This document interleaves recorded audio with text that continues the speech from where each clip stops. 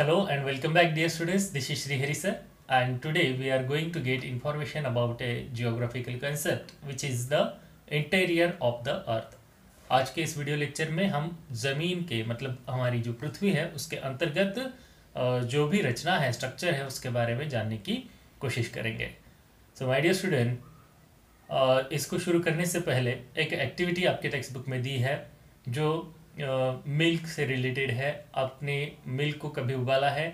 तो जब हम दूध उबालते हैं तो नीचे से उसको हीट दी जाती है और जैसे जैसे गर्म हो जाता है दूध तो वो क्या होता है, उबलने लगता है. उबलने के बाद आपने उसको ऑब्जर्व किया है, उसमें से जो है स्टीम, जो उसकी भाप है वो बाहर आने लगती है और बाद में धीरे धीरे उसके ऊपर एक लेयर बन जाता है और ऊपर का जो लेयर है ना, वो लेयर ठंडा हो जाता है और नीचे का जो मिल्क है वो तभी भी गर्म ही रहता है. तो इस एक्सपेरिमेंट से क्या सीखने को मिलता है कि जो हमारे अर्थ की जो रचना हुई है कुछ इसी प्रकार से हुई है. जो जियोलॉजिस्ट है उन्होंने रिसर्च करके स्टडी किया है. As per their opinion the earth was form before 4.6 billion years ago. पृथ्वी की जो रचना हुई है वो 4.6 बिलियन ईयर्स पहले हुई है और तब जो थी अर्थ ऐसे सॉलिड फॉर्म में नहीं थी, that was in the gaseous form. शास्त्रज्ञों के अनुसार ये जो अर्थ है वो एक बहुत ही बड़ा गर्म वायु का गोला था और धीरे धीरे एटमॉस्फेयर में वो जो स्पिनिंग कर रहा था तो उसमें से जो रेडिएशन बाहर निकलता गया तो उसका जो आउटर लेयर है वो ठंडा होता गया. तो पहले कौन सा लेयर ठंडा हो गया है? Extreme outer layer. जैसे कि आपने दूध को उबालते वक्त देखा कि दूध तो हर जगह पे उबाला जा रहा था लेकिन उसका सिर्फ ऊपर का लेयर पहले ठंडा हो गया है ना. उसी तरह से जो अर्थ है उसका एकदम आउटर लेयर कूल डाउन हो गया, ठंडा हो गया और धीरे धीरे बाहर से वो अंदर की तरफ ठंडी होती गई. 4.6 बिलियन सालों के बाद आज हमारी जो पृथ्वी का ये जो एज है, उम्र है, तो हमें वो पूरी तरह से बाहर से एकदम ठंडी लगती है. कई जगह पर तो आइस भी है वहाँ पे पाया जाता है, जैसे कि इन द पोलर रीजन है ना, it is covered by ice. तो ये सारा बदलाव इतने सारे सदियों से, इतने सारे वर्षों के बाद हमें आज देखने को मिलता है. तो सदियों से इंसान के मन में ढेर सारे सवाल है कि जैसे कि पृथ्वी की बाह्य रचना हम बाहर आंखों से देख सकते हैं ना, वैसे ही पृथ्वी के अंतर्गत क्या है. जब हम किसी माइन में चले जाते हैं तो माइन के अंदर जाने के बाद हमें एकदम गर्मी महसूस होती है ना. कई बार भूकंप को हम एक्सपीरियंस करते हैं, अर्थक्वेक्स. तो ये अर्थक्वेक्स क्या है? अर्थ मतलब जमीन के ऊपर आए हुए वाइब्रेशन है, कंपन है. इसकी वजह से हमें ऐसा प्रतीत होता है कि ज़रूर अर्थ के अंदर कुछ ऐसी मूवमेंट होती है जिसकी वजह से हमें बाहर ही ये अर्थक्वेक एक्सपीरियंस होते हैं.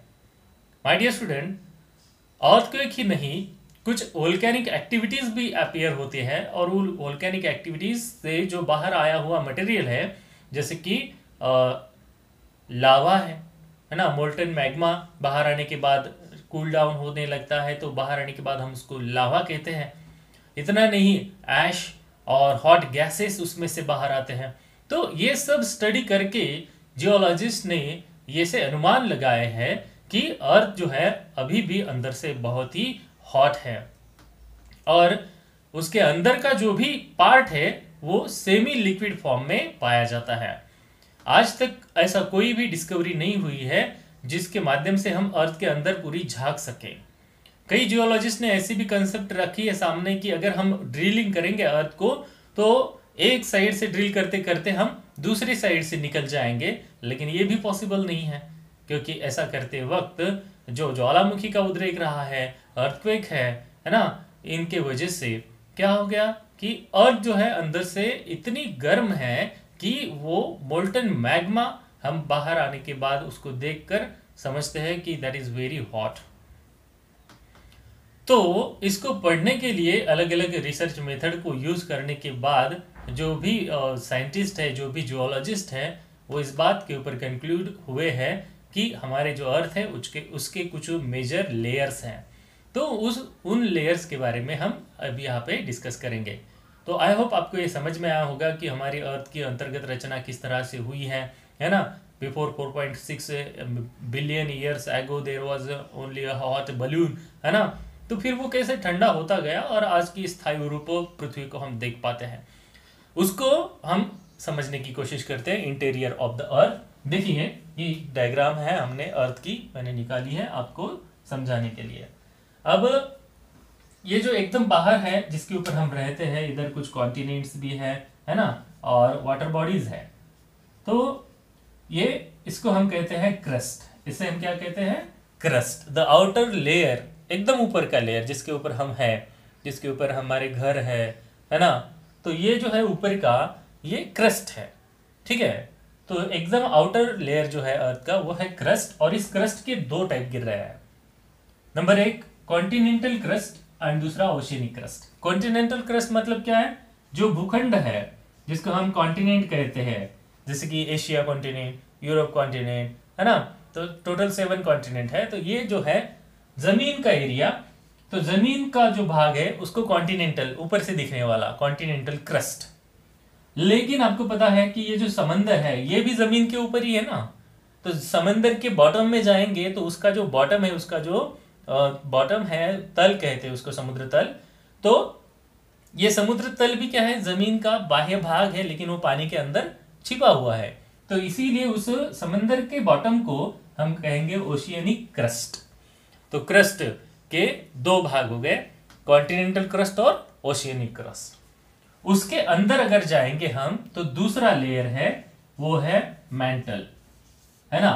इस मेंटल, इसको मेंटल कहा जाता है, मतलब क्रस्ट, फिर थोड़ा अंदर जाएंगे तो मेंटल है, और मेंटल के अंदर जो है उसको हम कहते हैं कोर। क्या कहते हैं? कोर, एकदम अंदर का पार्ट अर्थ के। तो एकदम अंदर जो है वो कोर है, और कोर जो है वो सेमी लिक्विड फॉर्म में है। जैसे जैसे हम अंदर जाएंगे वैसे वैसे हीट बढ़ते जाएगी, और ये हीट इतनी बढ़ी हुई है अंदर कि जो भी मटेरियल्स है अर्थ के अंदर वो भी पूरे लिक्विड फॉर्म में पाए जाते हैं। तो इस कोर के दो टाइप गिरे हैं, नंबर एक इनर कोर और नंबर 2 आउटर कोर। हम जैसे क्रस्ट से लेके अंदर जा रहे हैं कोर की तरफ, तो सबसे पहले लगेगा क्रस्ट, उसके बाद मेंटल, और उसके बाद आउटर कोर, और आउटर कोर के बाद इनर कोर। आउटर मतलब बाह्य गाभा, और इनर कोर मतलब अंतर्गत गाभा, मतलब एकदम अंदर का पार्ट जो कैसे सेमी लिक्विड में पाया जाता है। तो ये हो गए हमारे अर्थ का स्ट्रक्चर, इंटीरियर स्ट्रक्चर, जो क्रस्ट से लेके शुरू होता है तो कोर तक। तो आई होप आपको ये समझ में आया होगा। तो आज के इस वीडियो लेक्चर में हमने इंटीरियर ऑफ द अर्थ के बारे में कुछ बेसिक इंफॉर्मेशन ली है। आई होप आपको ये समझ में आई होंगी। तो आज के लिए बस इतना ही। Thank you.